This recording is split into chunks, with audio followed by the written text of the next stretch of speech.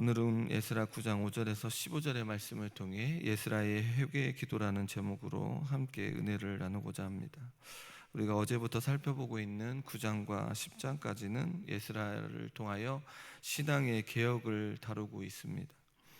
어제는 이스라엘 자손들이 이방인들과 가증한 일을 행하였는데 그 일이 무엇이냐면 그들의 딸을 맞이하여 아내와 며느리로 삼아 거룩한 자손이 섞이게 했다는 그 일입니다. 에스라가 귀환했을 때에 이 일이 매우 심각한 문제였다는 것입니다. 하나님께서 가나안 땅을 앞둔 이스라엘 백성들을 향하여 가나안 땅의 족속들과의 혼인 관계를 맺는 것을 엄격하게 금하였습니다. 신명기 7장 3절의 말씀에 보면 또 그들과 혼인하지도 말지니 내 딸과 그들의 아들에게 주지 말 것이요 그들의 딸도 내 며느리로 삼지 말 것은, 이렇듯 하나님께서 가나안 땅의 족속들과 혼인 관계를 금하는 이유가 있었습니다. 그것은 가증한 풍습을 본받게 될 것을 염려하셨기 때문에 그렇습니다.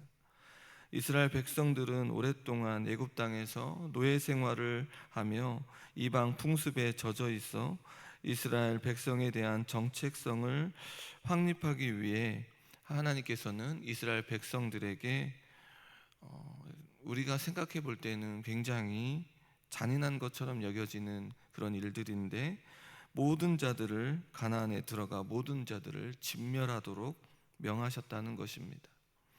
그런데 지금 포로의 귀한 시대에 가나안 땅에 들어가는 그때와 별반 다르지 않은 그런 행동을 하고 있는 것입니다. 포로 귀한 시대에 이스라엘 백성들 역시 포로의 생활로 인하여 이방의 가증한 풍습에 빠져 하나님의 백성이라고 하는 이 정체성을 회복하는 것이 아주 중요한 일인데도 불구하고 그 풍습에 빠져 있다는 것을 보게 됩니다. 이방인과의 혼인으로 말미암아 이방의 가증한 풍습이 거리낌 없이 받아들임으로 인하여 다시금 고국으로 돌아올 때에 영적 타락이 심각했다는 것을 알게 됩니다. 이스라엘 백성들의 모습으로 돌아온 백성들이 지금 어떠한 일들을 하고 있었습니까? 예루살렘의 성전을 재건하고 성벽도 짓고 제사도 드림으로 이스라엘 백성들이 정체성을 회복하는 것처럼 보입니다. 그러나 안으로는 영적인 타락과 침체의 상태에 머물러 있는 것을 보게 된다는 것입니다. 아무리 성전을 재건하고 성벽도 다시 짓고 또한 제사도 드리고 있지만 안으로 그들의 모습들이 영적인 타락이 너무나도 심각했다고 하는 것을 보게 됩니다. 지도자인 에스라는 하나님 앞에 나와 지금 그래하여 영적으로 타락되어져 있는 이 백성들을 위해 회개의 기도를 하고 있습니다. 오늘 본문을 바라보며 회개 기도의 내용 가운데 하나님의 마음을 움직이는 기도를 하고 있는 것을 보게 됩니다. 이러한 기도를 통하여 에스라가 무엇을 원하고 있는 거냐면 백성들이 스스로 회개하고 그것들을 끊어내고 다시금 하나님 앞에 자복하며 나아가기를 원하였던 것입니다. 오늘 이 시간 우리의 삶 가운데 하나님 앞에 기도하며 나아올 때에 하나님의 긍휼과 자비를 구하며 나아가 진실하신 하나님께서 베푸시는 그 은혜와 축복을 경험하기를 소망합니다. 오늘도 우리의 기도를 통하여 하나님께서 그 진실하신 우리의 모습을 통하여 하나님께서 베푸시는 그 은혜를 경험하시기를 소원합니다. 에스라가 중보 기도를 드리는 시간에, 이 회개 기도를 드리는 시간에 저녁 때 제사를 드릴 때임을 밝혀주고 있는데 5절의 말씀해 보니 저녁 제사를 드릴 때에 내가 근심 중에 일어나서 속옷과 겉옷을 찢은 채 무릎을 꿇고 나의 하나님 여호와를 향하여 손을 들고라고 말하고 있습니다. 에스라는 하나님의 말씀으로 인해 떠는 자들이 모여들자 저녁 제사까지 기가 막힌 채 앉아 있다가 일어나서 속옷과 겉옷을 찢은 채 무릎을 꿇고 여호와를 향하여 손을 들고 기도하기 시작합니다. 에스라는 부끄럽고 낯이 뜨거워 감히 나의 하나님을 향하여 얼굴을 들지 못하겠다고 고백합니다. 그 이유가 무엇이었냐면 자신들의 죄악이 많아 정수리에 넘치고 자신들의 허물이 커서 하늘에 미치기 때문이라고 현재의 죄에 대해서 말해주고 있습니다. 에스라는 이방 여인과의 혼인 관계에 대해 아무런 잘못이 없습니다. 그럼에도 불구하고 우리의 허물이라고 하는 이 표현을 통하여 자신 역시 제사장으로서 또한 율법의 학자로서 책임감을 느끼며 자신이 이스라엘 백성들과 동일하게 그 모습을 드러내고 있는 것을 보게 됩니다. 에스라는 과거의 조상들이 죄를 범하여 죽임당하며 사로잡혀가는 환난을 당했다고 고백합니다. 지금 일어나고 있는 이방 여인을 취하며 그들과 함께 우상을 섬기는 죄악이 갑자기 생긴 것이 아님을 말해주고 있습니다. 이스라엘 백성들 역시 광야 시대에 모압 여인들과 행음하고 우상을 섬긴 적이 있습니다. 솔로몬 역시 이방 여인을 취하며 우상을 위해 신당을 지어지는 일들도 있었습니다. 이러한 죄악으로 인하여 이스라엘 백성들이 어떠한 일들을 겪었습니까? 남북으로 분열되었고 북이스라엘은 아수르에 멸망당하고 남유다 역시 바벨론에 의해 멸망당했습니다. 지금 1, 2차 포로에서 돌아온 이들은 이러한 비극적 역사를 알고 있습니다.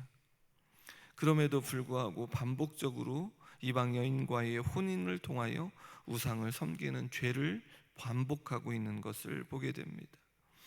에스라는 조상들의 죄악을 언급하는 것은 포로에서 돌아온 이스라엘 자손 역시 그 죄악이 동일함을 깨닫기 위함임을 알게 됩니다.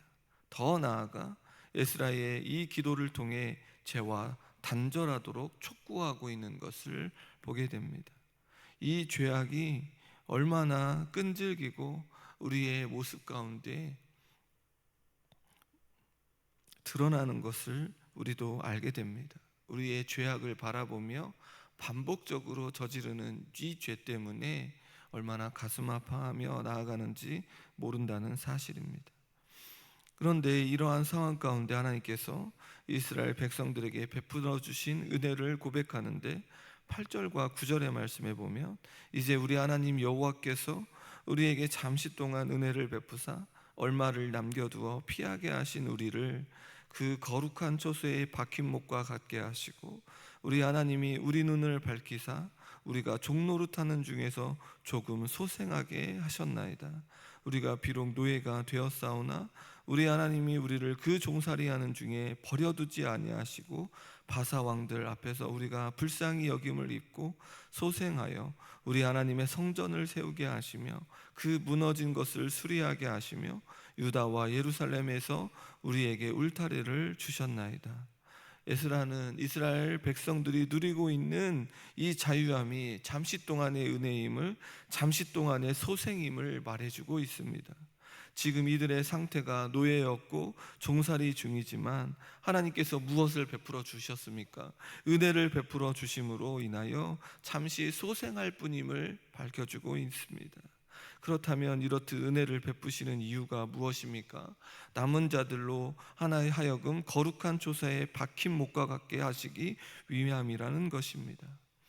못이라는 이 표현을 통하여 견고함을 말해주는 것처럼 보이지만 오늘날의 못이 아니라 본문에 등장하는 못은 장막을 고정하는 말뚝을 가리킵니다. 하나님께서 거룩한 초소에 말뚝을 받고 거할 수 있는 것입니다. 하나님께서 허락하시는 그때만 말뚝처럼 고정될 수 있는 삶이라는 사실을 말해주고 있습니다. 또한 울타리라는 표현을 통하여 견고한 성벽을 가리키는 것이 아니라 포도원이나 길가의 담을 또한 의미합니다. 울타리 역시 임시적인 거처를 의미합니다. 이스라엘 백성들이 종노릇하는 중에 잠시 은혜를 베풀어 거룩한 초소에 박힌 못처럼 임시적으로 어떠하다는 것입니까?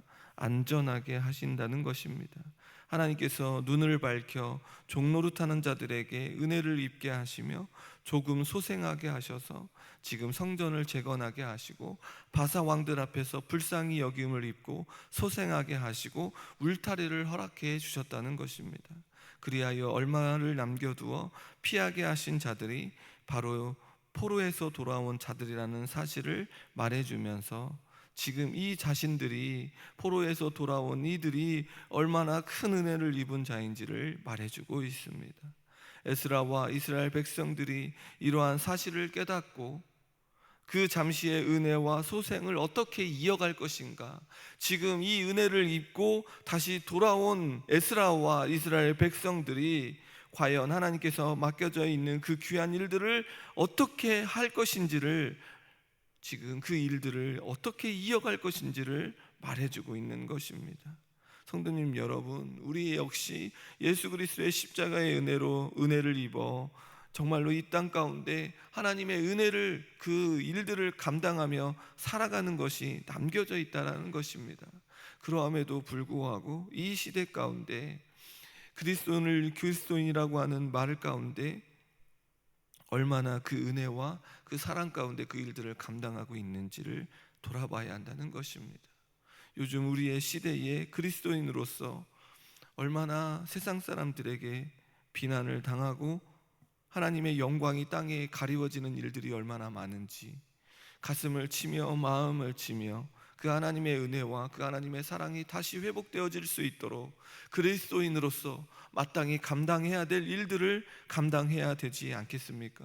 우리 모두가, 우리 교회가 이 하나님의 영광이 무너져 있고 또한 그 영광이 우리 때문에 가리워진다면 가슴을 치며 회개하며 자복해야 한다는 것입니다. 왜요? 하나님께서 우리에게 그 은혜와 사랑을 베풀어 주시기 때문에 그렇다는 것입니다. 그런데 지금 이스라엘 백성들이 그 은혜와 그 사랑 가운데 머무르고 그 일들을 감당해야 됨에도 불구하고 이스라엘 백성들이 이방 여인들과의 혼인을 금하는 하나님의 명령을 어기게 되었음을 지금 에스라가 고백하고 있는 것입니다. 에스라는 신명기의 말씀을 인용하면서 선지자들을 통하여 하나님의 요구가 무엇인가, 바로 이방 여인들과 혼인을 금지하는 것입니다.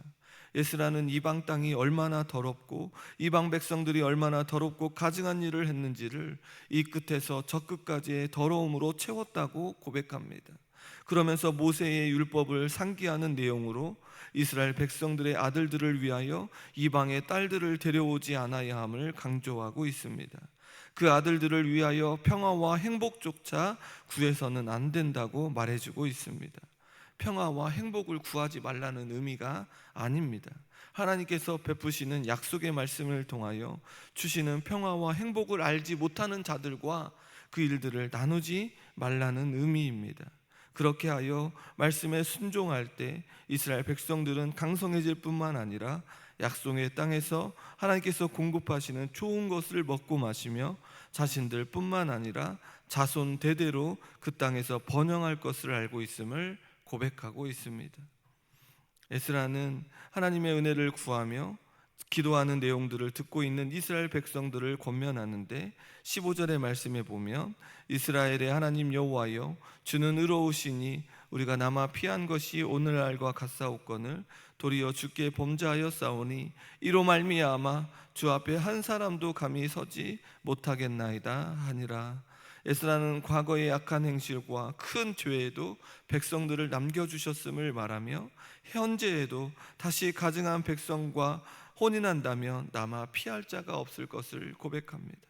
에스라는 마지막으로 하나님이 의로우시기에 오늘날처럼 남아 피한 자가 있는 것인데 이렇게 범죄하였으니 감히 한 사람도 주 앞에 설 수 없음을 고백하고 있습니다. 에스라는 공의로우신 하나님 앞에 자신들의 범죄 사실을 고백함으로 백성들로 자신들의 죄를 깨닫고 회개하는 계기로 삼으려고 하고 있는 것을 보게 됩니다. 성도님 여러분, 지도자인 에스라는 하나님의 마음을 움직이는 진실한 회개의 기도를 올리고 있습니다. 얼마나 가슴 아파했는지 비통하면서 처절한 반응을 보이고 있지 않았습니까?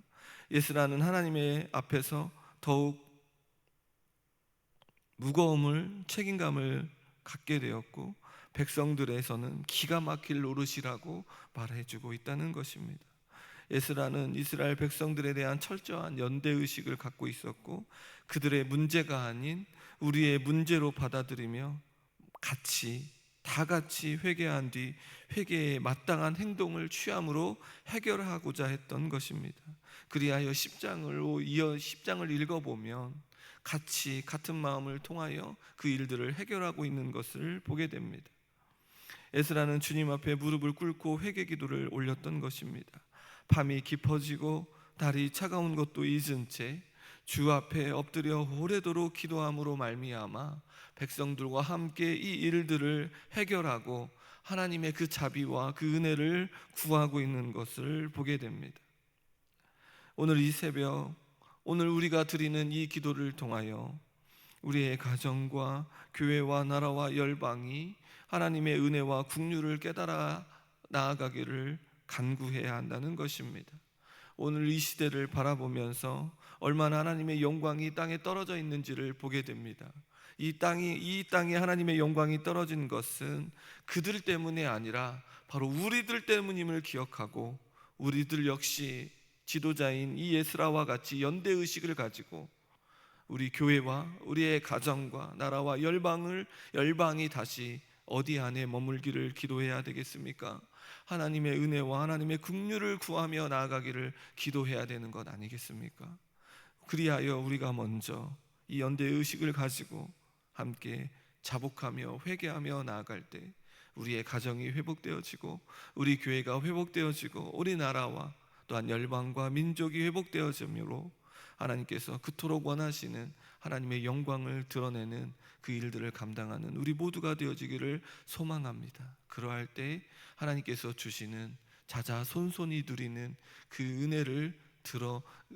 은혜를 드러내고 부어 나아가며 또한 우리 후대에게 그 은혜를 흘려보내야 되지 않겠습니까?